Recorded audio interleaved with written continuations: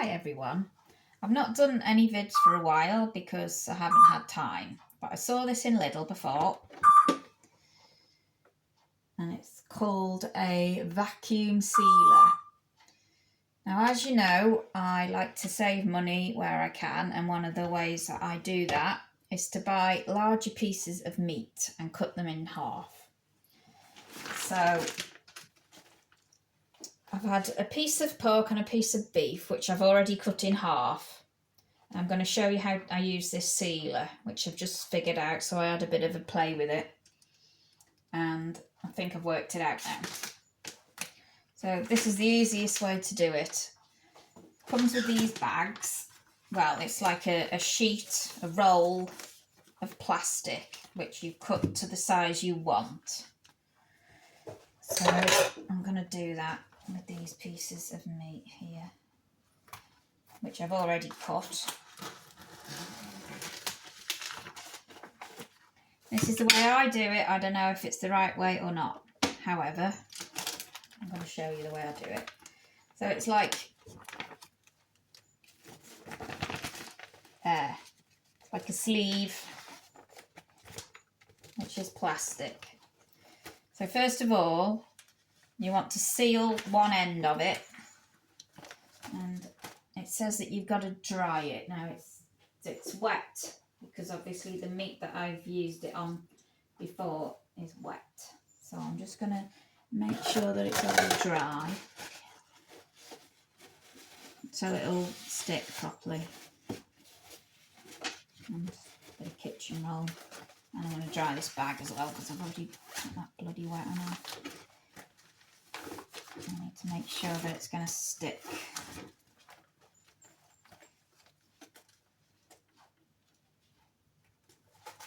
And it does say you've got to cut it straight, otherwise it doesn't sit properly. So do it that way because it's curling in the wrong direction. So you click it in place like that. You can see them buttons on the top. So what I've found out is that one there seals it. So I'm going to do that now. I don't know whether you can see it very well, but you see the light.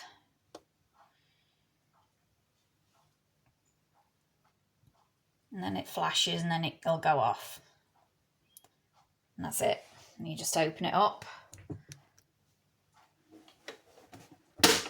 Like that. So it's sealed it.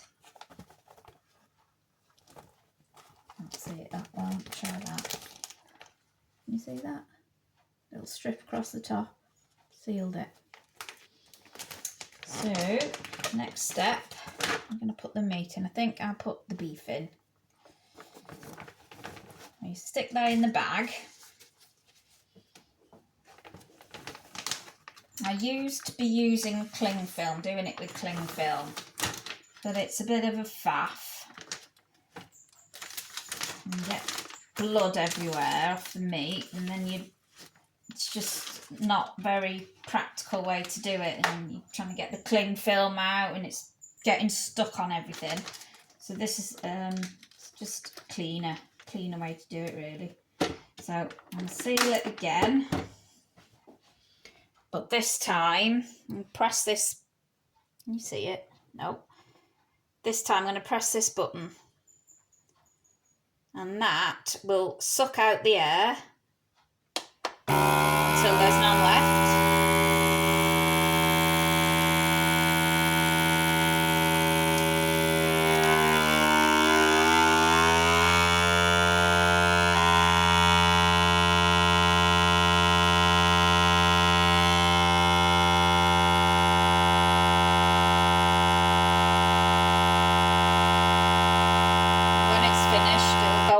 There we go.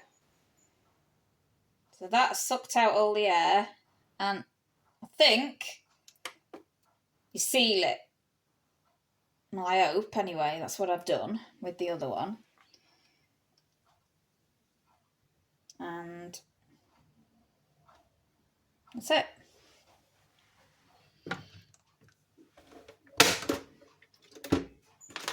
There we go. This was 20 quid. So if you can afford to do it, I would do it. I'd buy one.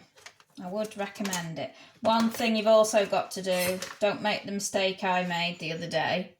You need to write on it what meat's in it. Because I got some chicken out to defrost the other day, which I wrapped in cling film. I got this chicken out. I'm going to do a chicken curry. So I defrosted it overnight and opened it the next day, and it was bloody pork medallions. So we didn't have chicken curry that night. We had pork, slow cooked pork medallions. But it was very nice, but it wasn't a curry. So make sure you label your bags. That one was a test. Obviously you can see it's just sealed it. It hasn't taken the air out, which is what you need to do, like I showed you before. So that is without being sucked off, sorry. It's sealed, but it's not got the air out. Which that one has. That one's done properly, so is that one. So I'm going to do the last piece of pork, which hasn't cooked greatly, but it'll be alright. So I'll cut it again.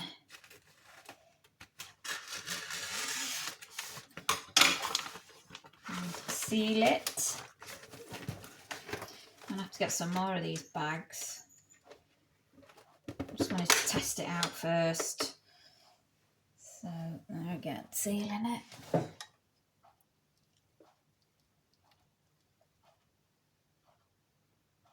So it's quick, you don't have to wait for it to warm up or anything. So that's quite nifty, really. And that's done. I'll press the buttons at the side. Now it has got these things in it, which I've got no idea. I assume it's if you buy some sort of bags. And you got these adapters. So I assume it's if you've got like special bags with a, I don't know, a ring on it, because I've had a bit of a play with it and I can't see how you work it with these sleeves. So I'm not even getting involved in that one. Right, so let's get the pork in here again.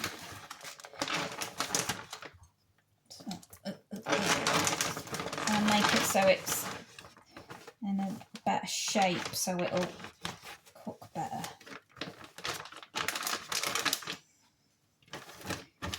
So it stays together. Good job I bought some more kitchen roll. That's the last of that.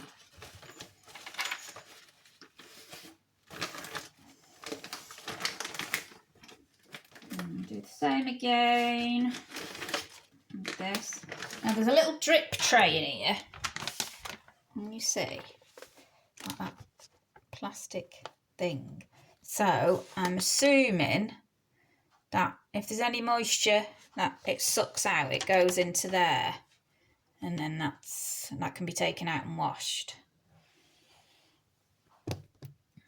Okay, so last time of sucking.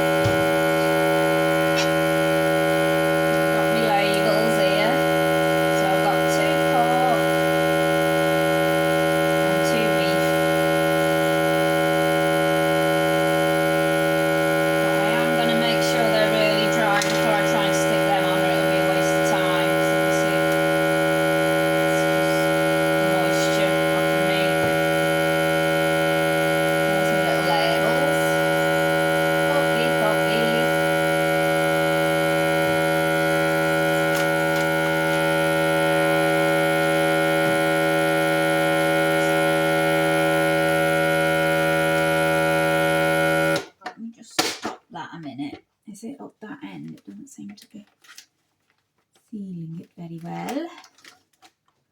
Let's try it that way, because it's wanting to curl that way. Let me try it that way.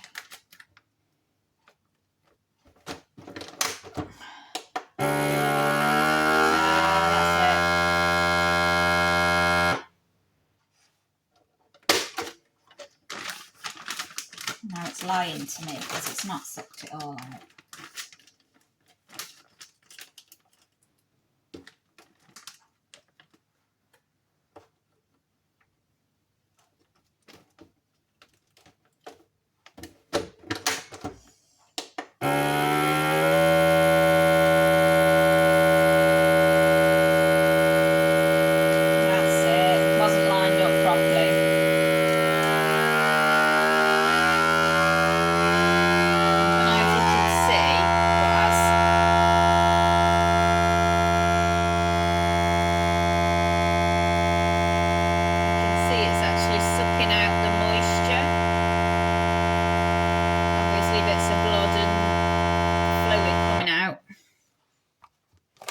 That's it. Okie dokie. That's all come out now, so I'll seal it just to make sure. Got some more kitchen roll.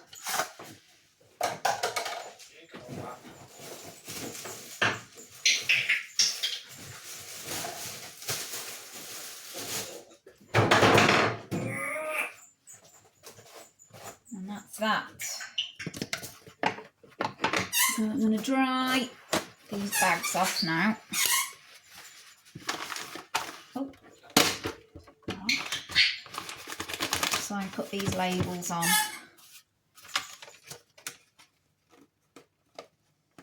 This is my top tip to you for today. Today's money saving tip. Buy a sealer, cut your meat in half. So buy a bigger piece, which yeah, it's expensive to begin with, but you can cut it in half and make 2 meals out of it. Just make sure you buy a longer piece rather than a wider one if you can find one.